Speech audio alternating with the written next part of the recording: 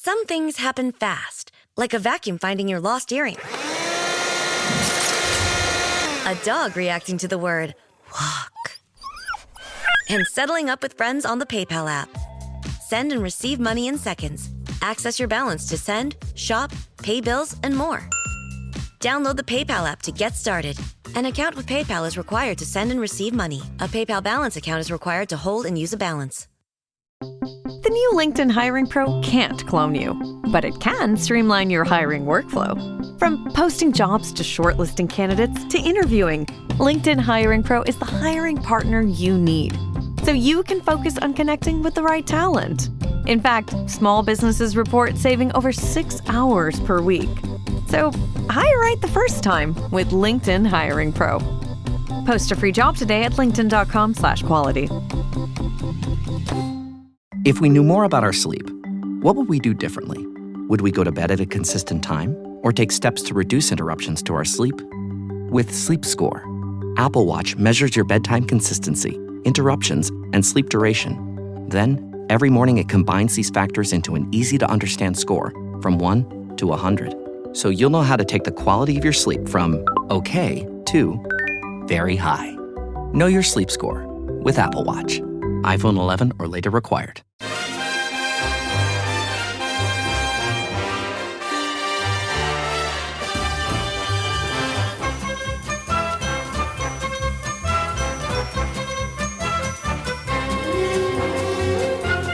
Hello everyone, I'm Chris Wynn and welcome to How We're the podcast, and you join us for our final opposition preview of the season as things are beginning to be wrapped up in the Premier League, with Arsenal claiming the title in midweek. But thanks to our opponents this weekend, the final relegation place is still undecided. And last May, we thought it was possible that we might be involved in that mess when Chelsea travelled north for the final fixture of the season. But we're going into the game in the top half of the table, just 1 point and 2 places below our visitors, with a chance of qualifying for Europe for the first time since 1973. So for all of the right reasons, it's a big game and the pressure is off, as we've had a fantastic season either way. But to find out how things are looking at Chelsea after that much needed win over Spurs, we're very pleased to welcome Max from the Chelsea Unfiltered podcast. Hello, Max. Hello, thanks everyone. Thanks for having me on. I really appreciate it. Yeah, really looking forward to this podcast. I got contacted yesterday, and it's interesting. I don't usually talk too much to opposition fans, but yeah, I mean it's nice. Not particularly a London rival or anything. So yeah, it's good to have this game. I think on the last day of the season, with so much still to play for. So. Yeah, looking forward to it, and should be a decent game. Obviously, they're all kicking off at the same time on Sunday, aren't they? So I think that makes things more interesting in terms of who's going to get what, European relegation spots, etc. So yeah, it's all to play for. So looking forward to it. Yeah, that's it. I mean, well, we love speaking. We're nerds, Max, at How We're the podcast. We just love talking about anything about football, and we love hearing about what's going on at opposition clubs, because you never really know. You think you're looking from the outside, and especially with the national media with clubs like Chelsea, you think you know, but sometimes you don't really know. But looking at this last fixture of the season, Max, I bet you didn't think that Sunderland would be a point behind Chelsea in just 2 places when it came to this final place, and we certainly didn't. No, definitely not. Although I remember your transfer window in the summer, and I was thinking, during the summer, I was thinking, you know what, like I think the Xhaka signing was very good. I think you were not making the mistake that a lot of the promoted teams were. Like you were going for a mix of kind of experience and also some sort of young talent. So I was interested. I didn't think personally you'd be in a relegation scrap this season, but I didn't think you'd also be as high as you are. And I think obviously you know way more than me, but I think you've kind of tailed off a little bit the last month or two. I think earlier on in the season you could have been anywhere, right? You was even talking about Champions League places at one point, I remember. So yeah, your home form was very good, I think, at the start of the season. But now I think it's gonna be it's just gonna be one of them. I think it's gonna be quite tight on Sunday. I think Chelsea have you just don't know what you're going to get from Chelsea at the moment. I mean, we've got an interim coach and who hasn't even got his pro license. So that's an interesting point to it. But at the same time, we are still playing for Europe. Europa League wouldn't be bad considering Chelsea could very easily get no Europe or the Conference League this season. I don't think any of these players want to play in the Conference League again. That's what's giving me a little bit of hope that we might Mhm. put a bit of a fight in on Sunday. But yeah, it's going to be interesting, considering our form this season has been dreadful. I mean, the Spurs win was our first win, I think, since January in the Premier League. So yeah. Yeah. Well, we'll definitely get back and circle back to the game at the weekend because I mentioned in the introduction you do Chelsea Unfiltered podcast, and I was looking at your following on the socials, and you seem the place to go for Chelsea news, Max. Yeah, no, I appreciate it. There's a few of us doing sort of news aggregating, and Chelsea is just so busy every window, Mhm. like January, the summer. So when it comes to Chelsea news, it's always really, really busy. And yeah, we have the Chelsea Unfiltered podcast. Don't know how many people here would be interested in that, considering it's two very different teams. But yeah, appreciate it nonetheless. Chelsea Unfiltered on Spotify and Apple. And we just funny enough, the Sunderland game will be 100 episodes, so that's Mm. a milestone for us, me and another co-host. But Yeah. So, you said it's your 100th episode. So, how long have you been doing it then, the podcast? we started a year and a half ago, something like that. Yeah, we made it more regular, but yeah, it's been good so far. Chelsea's just a club that's always so just dramatic. There's always something happening, so it's always good to do. So yeah. Yeah. Yeah. So, your love of Chelsea, Max, how far does that go back then? So I'm currently 24, but I started going when I was about 9 or 10. Mm. Just the usual, nothing special really, through family. Live close to London, so yeah, the usual story really. But season ticket holder, and yeah, just always love going to the games. And yeah, so that's about as far as it goes really. Yeah, yeah. So you've been brought up in, well, a kind of the tail end of the glory years, because it's been 9 years. I was looking since Chelsea won a league title, I think, from my reckoning, and since then, I mean, there's been plenty of money thrown at the squad over the last few years. I mean, it's been highly publicised how much Chelsea have spent. But I noticed in the early part of the season as well, Chelsea put out the Premier League's youngest starting 11 at one point this season. I mean, going from that side you were talking about, winning league titles a decade ago, to where they are now. I mean, are fans happy over the last few years in terms of that recruitment policy of bringing in almost exclusively young players? No, definitely not. I think since the new ownership took over, there's been sort of mass confusion as to why they're doing it this way. Funnily enough, there's actually, well, when we talk about briefings and reliable reports and things in the media, there's certainly been some sort of talk that this summer is going to be different in terms of maybe adding a few more experienced players. Obviously, Xabi Alonso, the appointment of him is a step in the right direction because now he's got this title of manager and everyone else has had head coach. And is he going to get more power? And it seems like we're finally moving in the right direction from next season. But um, beyond that, yeah, I don't know, but obviously, since the new ownership took over, it's been a lot of throwing money around, poor execution.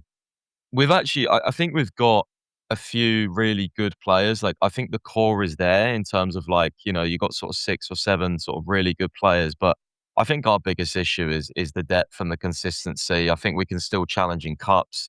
On a one-off game, we can beat and compete against anyone, but again, I don't think they currently know how to build a sort of sustainable title winning team. And I think the worst thing has been the change of managers. It's just like Mm. you're basically doing the Roman Abramovich hire and fire model with changing of managers, but not doing the Roman Abramovich model of actually building the team so the manager can win. It's a bit confusing, but yeah. Yeah, yeah. Well, I mean, going back to the start of this season, I mean, were Chelsea fans thinking this might be the year after winning that Club World Cup? And the other aspect to that, winning that Club World Cup, do you think that, you know, made expectations grow almost to where it shouldn't have, based on the squad and where Chelsea are at the moment? I mean, it should have been the year, yeah, where we were really, competing or at least comfortably third, pushing up towards second and first. But well, especially with Maresca, he looks like he's going to Man City now. But I Yeah. think everyone took a little look at that window we had, and I think it was just everyone's worst fear, the fact that yes, we won that tournament, but it was almost like they doubled down on the model and were like, right, we're doing everything brilliantly. Let's continue to sign young players, and it was just like, yeah, I mean, João Pedro and João Hato's now come really good, but that window wasn't good enough. We spent over 200 million, and there hasn't really been the consistency there in that window throughout our squad, and it's just, yeah, it was a bit of a waste of money, a lot of them, to be honest. And considering like the market and where we was, we had Champions League revenue as well. That was the summer last year to go and get more experienced players and winners, and build on the fact that we were world champions, get a front of shirt sponsor, which is another completely separate thing, which our ownership seemed to cannot do for the life of them, for some reason. But Mm. yeah, for some reason, we just kind of doubled down and we're like, right, let's go buy some more young players and, we'll be all right. And it turned out not to be. I think Maresca fell out with the board. He asked for a centre back once Colwill got injured. They said, no, you've got internal depth options. And, from there, obviously, the whole thing with Maresca being contacted by Man City came up, and he didn't get the power he wanted. Yeah. And since then, that was pretty much where it was with Maresca and that last window. Yeah. Yeah, we'll come back onto that briefly, but just something you touched on there. Do you think almost winning that World Club Cup was almost a bad thing as far as the club ownership are concerned? Because they thought, oh well, we're World Club champions. Everything's perfect, everything's rosy, we're doing everything right. Whereas actually, the squad maybe wasn't good enough to launch a challenge to win the Premier League. Yeah, I actually, kind of infamous, maybe famous now for a tweet I put out because I went to the I went to the Club World Cup. I went to the final, and I put out a tweet the day after. I was like, "I'm really happy, guys. Like, trust me, I'm delighted and everything. Enjoy the celebrations, but I've got this fear that they're gonna basically do what they did and double down on the model and not really kick on. They basically, there's this feeling between Chelsea fans that the ownership and the directors love to pat themselves on the back. They love to take credit. It's all about the model. It's not about the manager. And I was just thinking, yeah, can we kick on? Can we get experienced players? Can we get winners? Can we add to this? Can we find a balance? Can we add more depth? And unfortunately, I don't think we did that. So to answer your question, yeah, I think it did. It made the hierarchy more think that we were more closer than we actually are, and I think we've seen that this season because our depth is not good enough, our consistency is not good enough in the main 11 either. So there's still loads of holes, and we've spent so much money. Yeah. Just out of interest, because you said you went to the World Club Cup and you're at the final. Where does that sit? Because it's really confusing for fans, especially like, the likes of myself, Sunderland fan. Where we'd put that, in terms of winning the World Club Cup, because a lot of people knocked it when it was actually going on. But at the same time, you were World Club champions. So on one hand, it's winning a trophy and it's got to feel good. But so where did Chelsea put that? In the winning FA Cups, winning Premier League. I mean, is it something that they'll look at in years to come and think at one point we won the World Club Cup? I think so, yeah. I think it's one of them competitions that will get more, like, serious and official the longer it goes on. So yeah, I mean, to get the gold badge on your shirt is pretty cool, right? It's definitely a big competition. The trophy is amazing as well. It's literally completely gold. Like, it's yeah, for sure. I mean, the atmosphere was great. I think people just kinda knock it because it's in America and it feels like fans were like, "Oh, it's a bit pre-season-y," but I can tell you there was nothing about them games that were pre-season at all. They were competitive.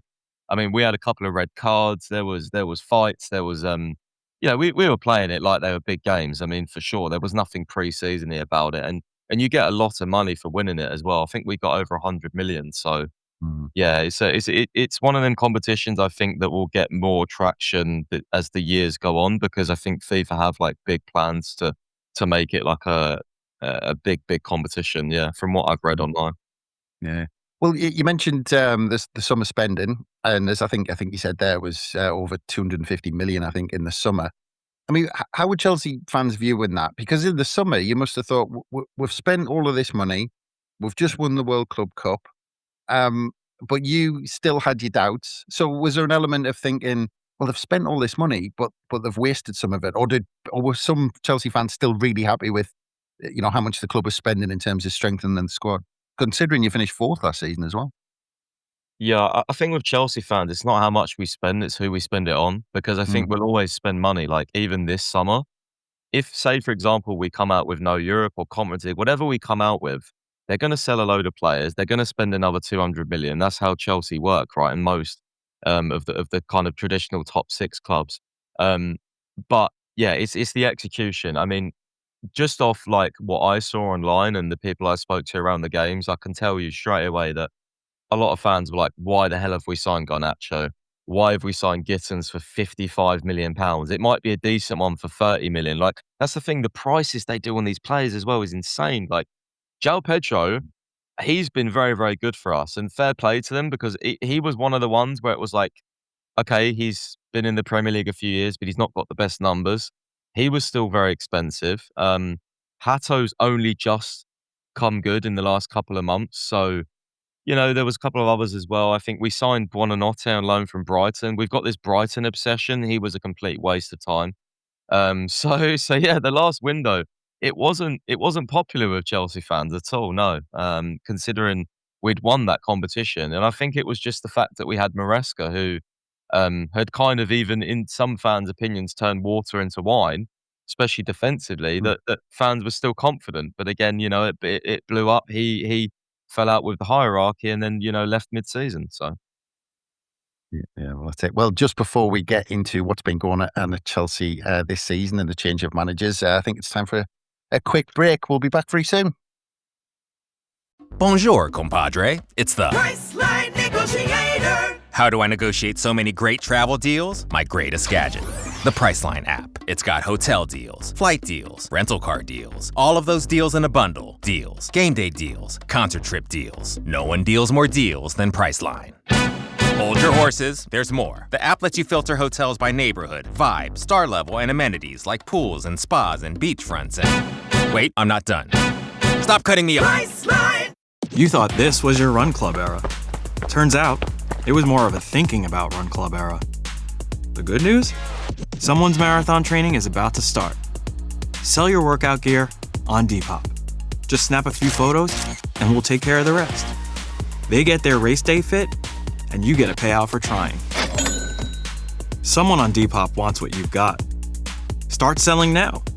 Depop, where taste recognizes taste.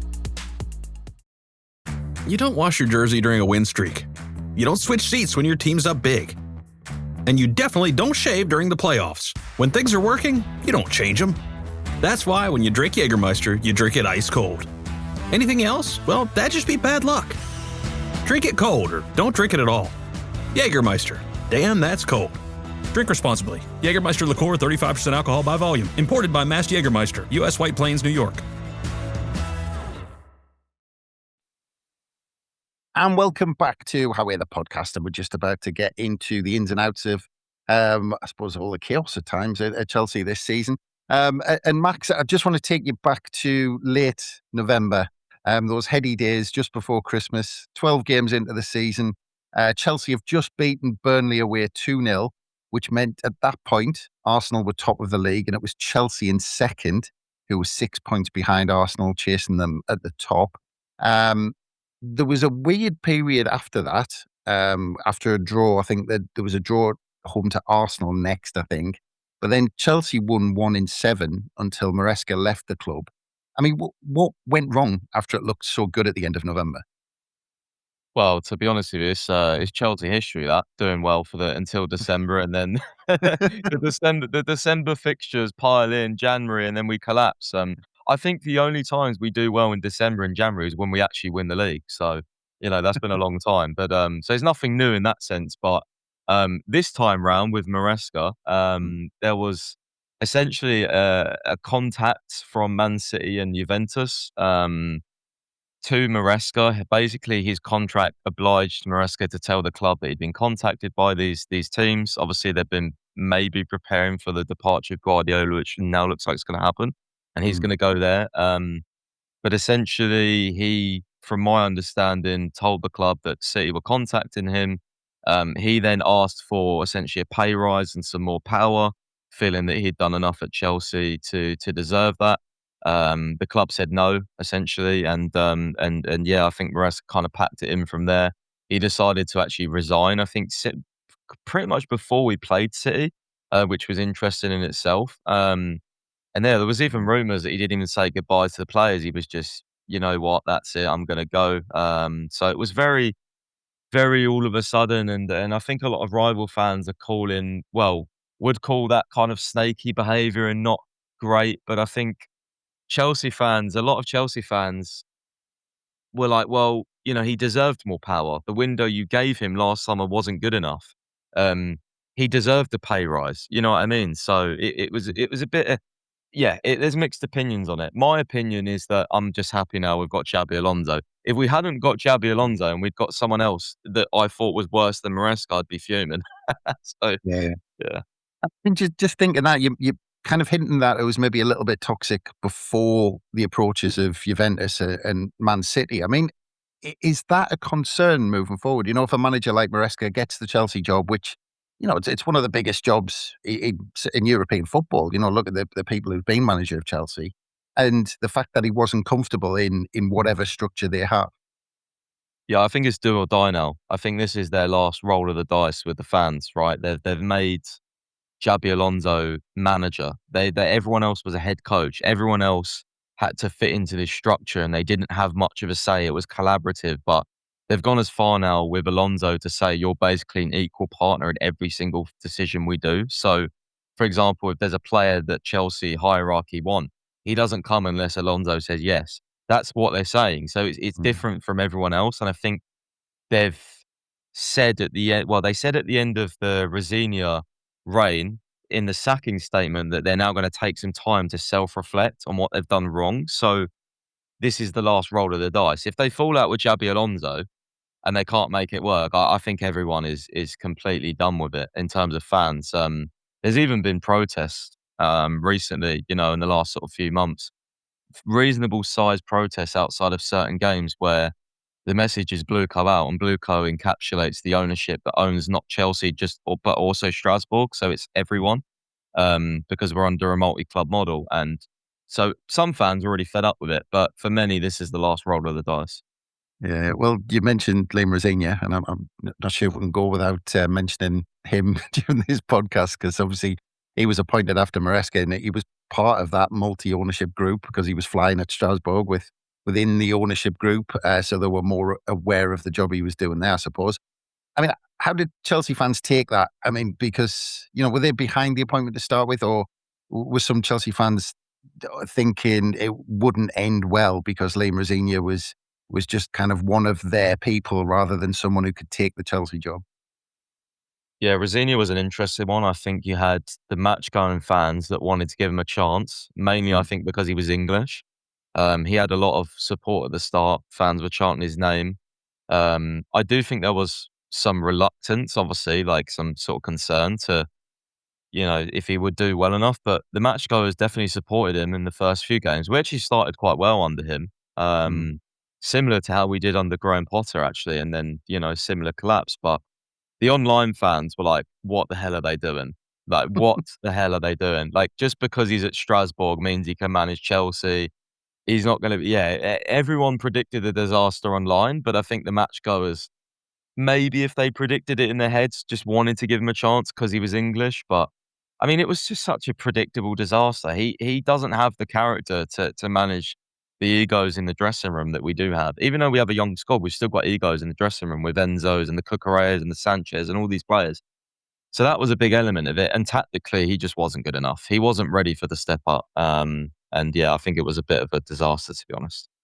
Yeah, well, I was looking at that, and actually, I saw that I was surprised by this, that he lost one of his first 8 league games. And of course, there was a lot said about these new tactics or little kind of surprise tactics, I suppose, that he had up his sleeve that he brought from Strasbourg. But then he lost 5 in a row, and Chelsea didn't score once.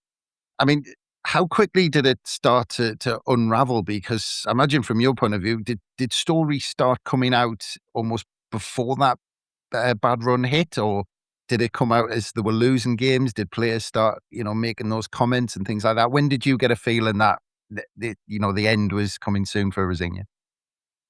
Yeah, again, it's interesting because Chelsea do a lot briefing-wise to protect the manager, so you never really knew the exact point as to when they were themselves were getting concerned. But I would say for Chelsea fans, it was after the defeat to PSG, because we had a really good win at Aston Villa in the league before that, but Mm. we got battered by PSG 5-2 away from home, and we was in that game for like 70 minutes, but it was like complete naive tactics. Like it was 2-2, and we wanted something to take back to the game to Stamford Bridge for the second leg.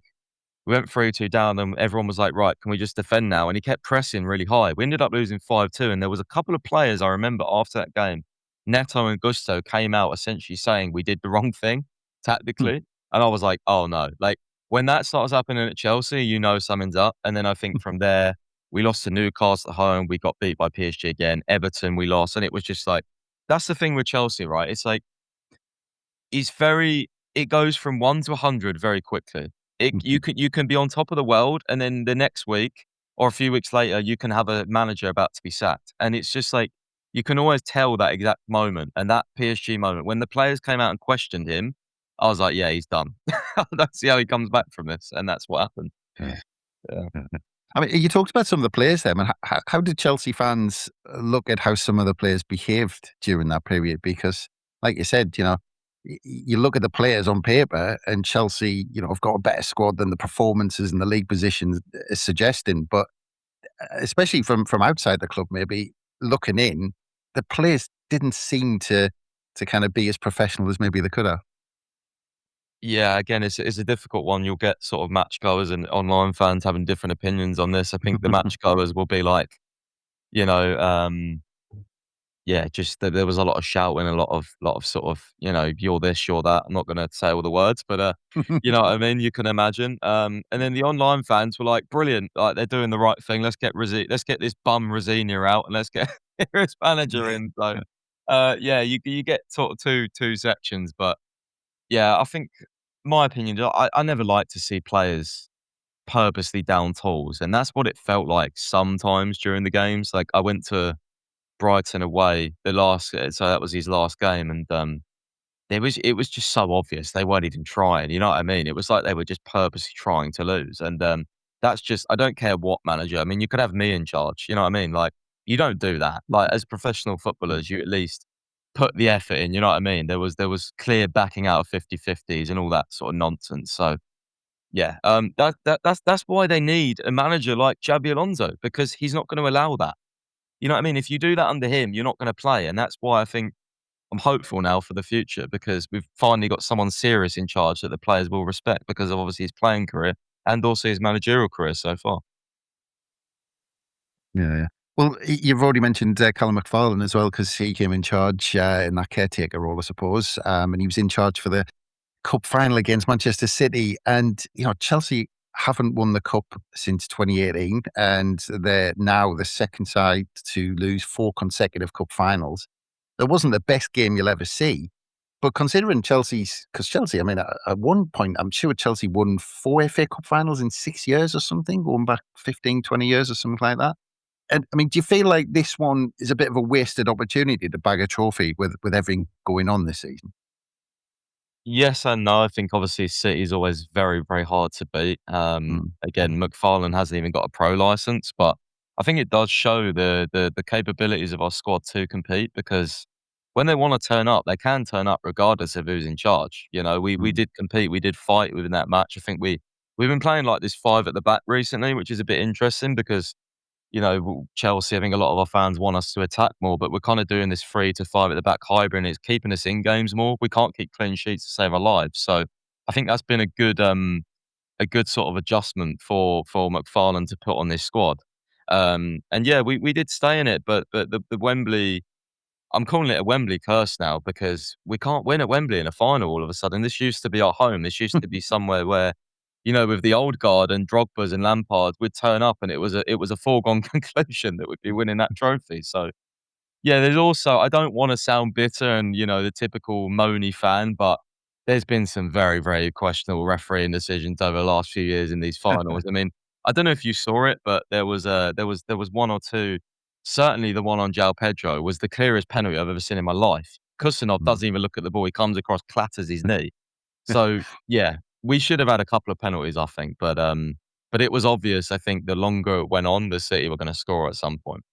Yeah. You want to go try and go on 40 years without a win at Wembley like Sunderland did and see if you call it a hoodoo. But anyway, going back to the appointment of Alonso, because you've mentioned it a good few times there, but it has been confirmed. It was rolling on for a bit. I mean, I imagine most fans that sound like you, where they're kind of universally behind the appointment. And do you have to give the club credit as well for the timing? Because it gives you a lift before the end of the season, and it means he can hit the ground running when it comes into the summer. Yeah, I give them credit for being able to convince him and getting it done in the sort of position we're in, because I didn't think he'd take the job. I don't think many Chelsea fans did, and maybe they'll say that's crazy because of Chelsea's stature. But if you look at where we are at, what what manager would kind of come in at this point, of the ownership? They're not progressing. There's a talented squad, but at the end of the day, no one seems to be able to work with the hierarchy. And I think they've had to give him the title of manager, and they've had to make adjustments going forward to get Alonso. And that's why I think fans are quite hopeful now over the summer and over the next sort of couple of years, is because it's kind of like their last roll of the dice, right? Like, he is very, very good tactically. I think he'll, as a baseline, having him as manager with the squad, I think will be good. I don't think there's a way that it capitulates. It will just be about the signings we make. How much power does he have? How much influence does he have over also medical decisions? Because that was another thing I forgot to mention with Maresca. The medical department, I don't know what you think about this, but the medical department basically at Chelsea will make the decisions. They will say 60 minutes, he can't play another minute. It sounds good on paper, but Maresca really didn't like that. He didn't like being told who could play how long, essentially. So that was another interesting thing with the Maresca thing. But yeah, I'm hopeful with Alonso himself. I'm still not so hopeful with the hierarchy. Yeah. Well, when it comes to medical teams, I just go back to when I was younger, and I imagine a medical team trying to tell Sir Alex Ferguson that one of his players wasn't playing at the weekend, and I think that that's probably the way it should be. That a manager and a player maybe decides and gets the information. But anyway, just looking at the recent form, um, it's obviously you had that run of, what was it, 6 games off the bounce, ending in defeat. But the last couple of league games seemed better, with a draw at Anfield and, of course, that win over Spurs that were mentioned. Have they picked it up over recent weeks? Yes and no. I think, again, which is why the Sunderland game makes it so interesting, is because I think Liverpool and Spurs are obviously the traditional, like, really big clubs in Premier League, for example. Like, no disrespect, obviously, but like the top six, whatever. They're the ones that players they'll get up for anyway, if that makes sense. You know what I mean? Like a Sunderland away on the last day of the season. I'm less convinced, but Mm. but yeah, with these types of games, the performances have been better, although I'm still not impressed. I'm not like, Mm. yeah, I still want the season to end. I don't think we've created an awful lot of chances. We've been better defensively, but it's been about moments. Like Enzo Fernandez, for example, has been really, really good the last couple of games. Yeah. What a João goal that was, Pedro, by the way. yeah, Levi Colwill coming back into our team has been absolutely massive, because before that, we couldn't pass the ball out the back. And all of a sudden, he's back in the team, and now we're breaking lines, we're progressing the play, we're looking better. So certain additions have helped us, but I'm still not like confident we can. I'm not going into Sunderland thinking, "Oh, we're going to win this." That's Mm. that's for sure. Yeah. But it must have been a bit of a boost to beat Spurs. I mean, you talked about the Yeah. performance that but, I mean, were fans happy with the performance? I mean, I know I watched it. Cole Palmer looked impressive as well at times in that game, but at the same time, it was Spurs, and if you're completely honest, they didn't look great, did they? No, first half, I think the fans are very happy, reflected on the atmosphere. Second half, it was a bit nervy. Spurs Mm. had a lot of the ball, and again, we went in, we made some changes. We went into like a back five, and fans were like, "Okay, what's this guy doing, sitting back at home against Spurs?" You know what I mean? So it was a bit sort of that, and it was a nervy ending. They had a few chances. Hato made an unbelievable block on Maddison's shot towards the end. So even Spurs was a bit like we clawed on to victory. You know what I mean? Like we just about got it. So I think that was the fans. It was more relief than being impressed by that performance. But obviously, that does give us a boost going into the last day, and it gives us a chance to hopefully get Europa League, which is I think what the fans will. That's the best outcome, right? That's what the fans will want. Yeah, I like that. Even Spurs. I like that one. But yeah, looking at the home and away form, actually, it's a bit bizarre because I come from a time, remember, Chelsea has pretty much been invincible at home until Sunderland beat them, of course. I just thought I'd throw that in.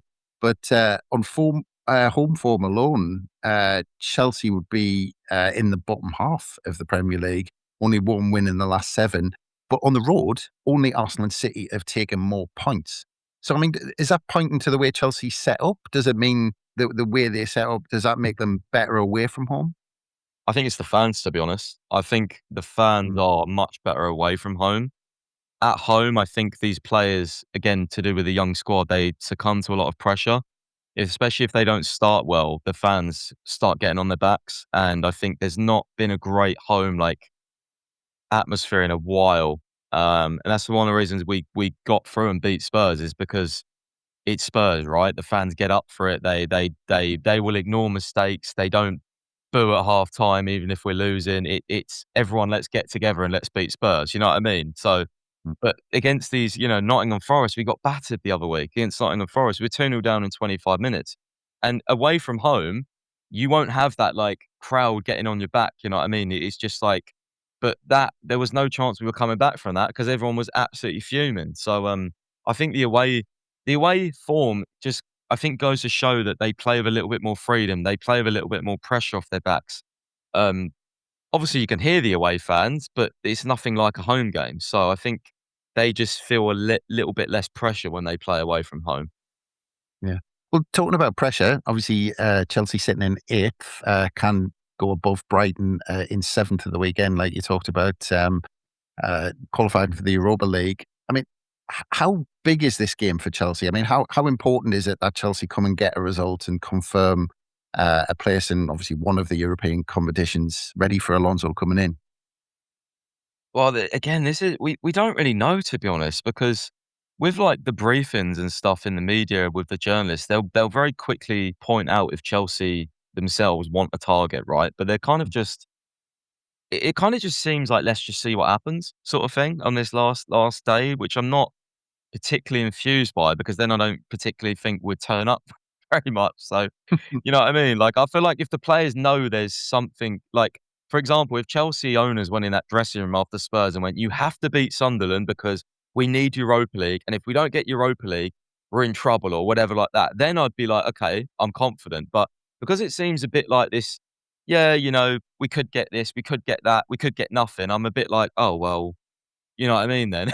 I don't know, it's a bit up in the air. I don't really like the attitude, I think, that could happen on Sunday, but I'm hoping that they'll play with pride and they'll want to at least get something. But, I was thinking as well, I was thinking, would it, especially with the World Cup year, would it be better? If you're a player, would you actually think, actually, I might fancy a few days off next season? You know what I mean? I'm kind of a bit worried about that because I'm a fan. I want 3 points, but yeah, I don't know if some of the players will be thinking like that. Yeah, well, what are Chelsea fans feeling? Because, you've had all those years, getting to Champions League finals and you're always involved in the Champions League. Because Sunderland, I mean, we're going to have probably an open top bus parade if we get to the Conference League or something. But Chelsea fans, how will you feel? Will they be bothered if they don't qualify for the Europa League or the Conference League? Would it matter that much? No, not really. I think the Europa League is gaining a little bit more respect now the Conference League came in a couple of years ago. I think still kind of big teams do win that competition, but the Conference League is just an embarrassment. If we get in the Conference League, for us, I'd just play the academy players every game because you end up going God knows where. And for example, when we won it, yeah, we did play Betis in the final, which are, a decent Spanish side, but the semi-final, we were playing some random Swedish team. We absolutely demolished them. It just doesn't feel like for Chelsea, it's just not a competition we should be in. Um, so yeah, I personally would prefer no Europe over Conference League, but I would prefer Europa League over obviously the other two. So that's why I think we're in a bit of a predicament because it's so tight and because everyone's playing at the same time on the same day. Um, it'll be interesting maybe to see if messages are relayed through to certain teams as well. Like, if Chelsea are 1-0 up, but also I think we need Brighton to lose or draw to United. If Brighton are beating United, then maybe Chelsea are like, I don't know, maybe it's better to not win. I don't know. It sounds crazy, but I don't think it's out of the realms of possibility that these things happen on the last day. Yeah, yeah. Well, you'll have to forgive Sunderland fans if we qualify for the Conference League. We're going to be celebrating like we've won a cup or something like that. So you'll have to forgive us for that. But yeah, just on Sunderland, what have you made of Sunderland this season? Because obviously we're probably in a position when we weren't expected to be in when that final whistle went at Wembley when we beat Sheffield United. But I think just from almost trying to put my neutral hat on, I think the Premier League needed it, didn't it? The likes of Sunderland and Leeds staying up. Oh yeah, 100%. No, we need your atmospheres and your supporter bases in the Premier League for sure. I'd much rather you guys than the Norwiches and them lot. You know what I mean? They had nothing. So yeah, I mean, I was happy when you came up because I was looking forward to the Newcastle derby and everything. So yeah, I watched the overlap quite regularly on YouTube, and they were giving a bit of an argument with the Newcastle fan. I just like that sort of rivalry. We need more rivalries, don't we? So yeah, and you started off the season. Well, I think you played very well against us as well. To be honest with you, earlier on in the season, we kind of obviously messed that game up a little bit. But yeah, I think you've got some talented players for sure. I think Siddiqui, I really like him in midfield. I think Xhaka was a great signing. I don't know what you think about Brobby, but I think he's got great hold up play. He scored some really good goals for you this season. So yeah, talented players. I think who else I've watched. I think the is it Lefay? I think he's a tidy little player as well. Yeah, yeah, yeah. And yeah, Well, you you yeah. mentioned Xhaka there. That Mm. there was a quick rumor that Alonso might fancy having him at Chelsea as he's kind of midfield general or someone in the dressing room. Yeah, it wouldn't be a bad addition. I think it's the type of signing that Chelsea need to make in terms of age profile and experience. And he was, Alonso's kind of main guy in the sort of build up phase and everything. He likes to play with two number sixes. So yeah, I wouldn't mind the signing, although I don't know if you'd let him go or anything. To be honest with you, I'm not sure what I Sunderland are hope not. like in I terms of hope that. not. Because you get some teams I where think it'd it's be a like yeah, you get some teams, where it's like, for example, Bournemouth, right? A lot of teams want their players, and the rival fans may think they can take a step up, but their hierarchies are like, no, we're not selling them no matter what. So I don't know what kind of your boards will be like in terms of that, in terms of if like Chelsea's or United's or City's come for your players, what your attitude will be like in terms of your hierarchy. Yeah. Well, I think we're in a position where I think the club are happy to sell and reinvest, and I just don't think they want. I think they realise that these players use the likes of Sunderland as a stepping stone for that first season, and then see where it takes them. But fingers crossed, we'll keep most of them. But just going back to the game on Sunday, are you travelling up out of interest? I'm not. No, it's too far for me. I did Man United away this season. That was 4.5 hours, and yeah, I can't do that. Well, I was just about to say when you were talking about going to the final of the World Club Cup, that was probably easy to fly out there than it is to get a train up north at the E minute, isn't exactly, yeah. You can use New York as a bit of an excuse for a bit of a it? holiday as well, can't you? Even if you lose. So yeah, no, I'm But not. have you got a good feeling about the game? I mean, in terms of Chelsea, do you think they'll have more of the ball, or will it be trying to catch Sunderland on the break? I mean, what type of game do you think we're in for? Depends how we set up. Depends also if Colwell and João Pedro and James start. I think if they all start, which they should do, then yeah, I think we will have a lot of the ball. However, I have said all week I think it's going to be a draw. I just see it being a very boring not much in it, maybe a set piece goal, something like that. Like, I don't think it'll be a particularly great game because I have looked at some of your results. You don't concede an awful lot, but you don't also score an awful lot.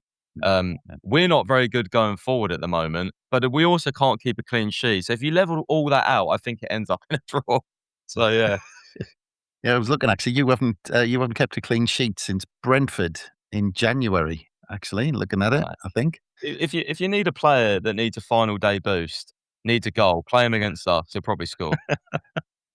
Well, I'll hold you to that, man. But anyway, other than results, Max, I hope you have a fantastic weekend and have a cracking World Cup summer. But it just leaves me to say thank you very much for your time, mate. It's been an absolute pleasure. Yeah, I really enjoyed it. Thanks for having me on. Hopefully we can do this again next season, and there'll be more at stake or more to talk about maybe. And yeah, I mean, really enjoyed it. Thanks for having me on. Yeah, good stuff. Thanks again, Max. And thanks again, everyone, for listening. Don't forget, we'll have immediate reaction after the final whistle with a pod that should drop soon after with Gav and the lads in the pub. And we'll have a reaction on the Roker Report website as well. So look out for all of that. But from us, it's bye for now.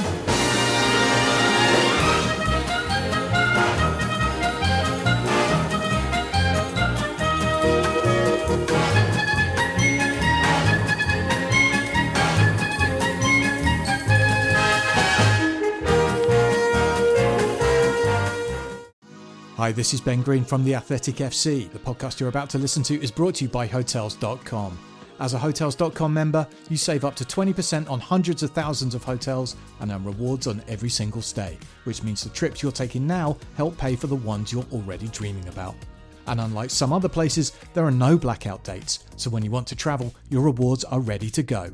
So the next time you're planning a work trip or a getaway, make sure to book it at Hotels.com and start earning rewards. Hotels.com. It's all in the name.